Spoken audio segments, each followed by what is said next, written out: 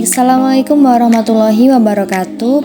Di sini saya akan menjelaskan tentang metode tasawuf dalam mengembangkan ESQ atau Emotional Spiritual Quotient. Dimulai dari pengertian dari ESQ, yaitu konsep yang menggabungkan kecerdasan emosional dan spiritual untuk mencapai keselarasan hidup. Dan yang kedua yaitu tasawuf yang memiliki pengertian ilmu penyucian jiwa dan mendekatkan diri kepada Tuhan. Terdapat korelasi antara tasawuf dan ESQ. Yang pertama yaitu pengenalan diri. Pengenalan diri ini digunakan untuk memahami potensi dan kelemahan diri untuk mencapai pertumbuhan.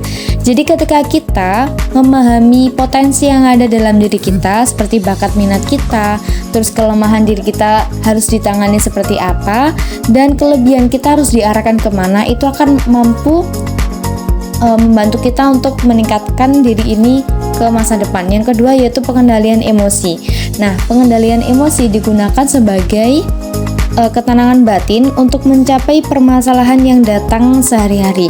Nah, pengelolaan emosi ini digunakan sebagai ketika kita terdapat suatu masalah atau problem kecil atau besar dalam kehidupan kita, itu kita mampu mengelola emosi kita mampu untuk mengelola bagaimana reaksi kita terhadap peristiwa tersebut agar kita tidak terlalu larut dalam permasalahan yang datang.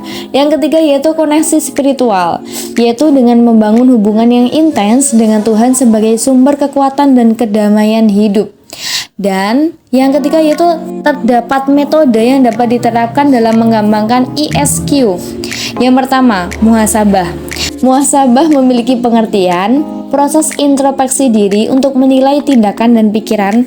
Dengan melakukan muhasabah, mampu membantu mengenali kesalahan, memperbaiki diri, dan meningkatkan kesadaran diri.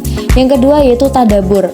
Nah, tadabur ini biasa sering disebut dengan healing, karena kita kan menikmati ciptaan Tuhan, bisa itu dalam bentuk alam, bisa itu dalam bentuk ciptaan Tuhan yang lain gitu. Dan ada juga yang lain yaitu merenungkan ayat-ayat Al-Quran. Jadi ketika kita mendengarkan suatu tadarus atau mungkin sebelum adzan sholat wajib, itu kita mendengarkan murotal dari yang diplay dalam masjid. Hal tersebut mempunyai manfaat. Yang pertama yaitu memperdalam wawasan ketika kita melihat suatu ciptaan Tuhan.